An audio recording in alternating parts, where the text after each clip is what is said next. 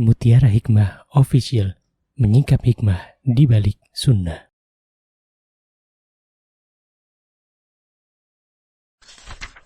Salurkan donasi terbaik Anda untuk mendukung dakwah Mutiara Hikmah Official.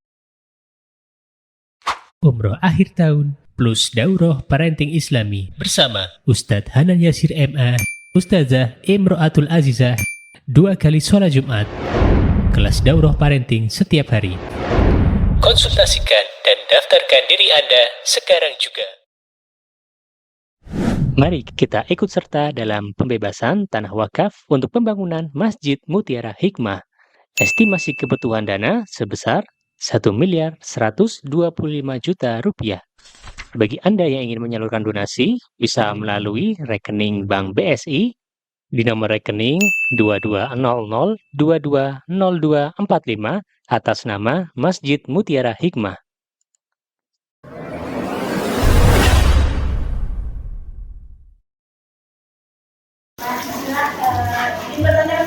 Dengan siapa? Oke, baik, silahkan. Tadi kan dikatakan dari Usama bin Zaid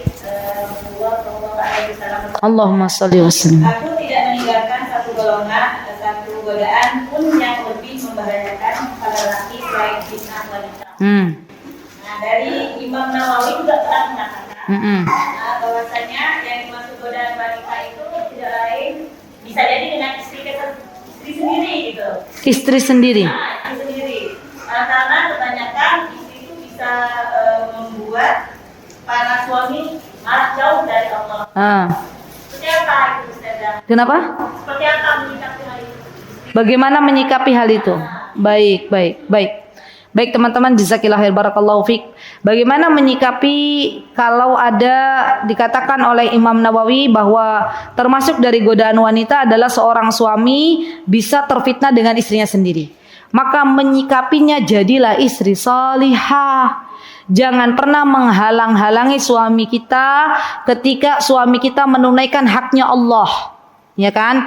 Contoh ketika suami kita ingin berbakti kepada ibunya, itu kan kewajibannya. Iya enggak ibu-ibu? Kewajibannya kan? Kita sebelum menikah baktinya kepada siapa? Orang tua. Sudah menikah baktinya kepada siapa? Suami. Suami kita sudah menikah baktinya kepada siapa? Tetap kepada ibunya, orang tuanya. Maka ketika suami kita pengen berbakti kepada ibunya, artinya berarti itu kewajiban. Dan kita sebagai istri jangan menghalangi. Kalau ada seorang istri menghalangi suaminya untuk tidak berbakti kepada orang tuanya, berarti istri ini adalah fitnah bagi suaminya. Jadi hati-hati ikhwat, hati-hati. Jadi jangan pernah menaruh cemburu kepada mertua kita. Ingat, yang membesarkan suami kita siapa? Ibunya. Ya, yang menyekolahkan suami kita siapa? Ibunya. Kenapa di Indonesia itu banyak pertengkaran antara menantu dan mertua? Ini efek dari sinetron. Betul. Apa ada di sinetron mertua langgeng sama menantu? Enggak ada. Yang ada apa? Saingan. Ya. Coba bantu suami kita itu untuk memenuhi kewajibannya. Contoh lagi misalnya. Ya, ini juga menjadi fitnah nih. Contoh. Seorang suami mau bekerja. Ya, istri yang solihah tuh bilang begini. Kanda, beb, suamiku, pangeranku, belahan jiwaku, gitu ya. Ketika bekerja ingat Allah, ya jangan mengambil selain haknya suamiku. Bawa ke rumah ini harta yang halal. Saya dan anak saya akan bersabar dengan harta yang kau bawa ke rumah. Itu istri solihah.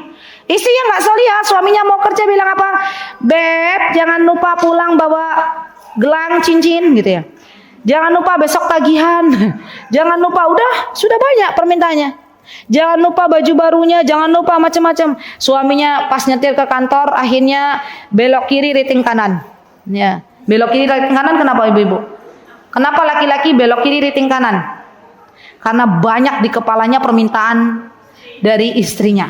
Nah, akhirnya suaminya pas sampai di kantor, pas sampai di tempat kerja, ingat apa yang diminta oleh istrinya, dan akhirnya terjadilah yang namanya korupsi. Berarti wanita ini menjadi atau istri ini menjadi fitnah bagi suaminya. Lihat, itu yang dicontohkan ya, istri menjadi fitnah bagi suaminya. Gitu ya teman-teman ya, barakallahu fikunna jami'an. Mutiara Hikmah Official, menyingkap hikmah di balik sunnah.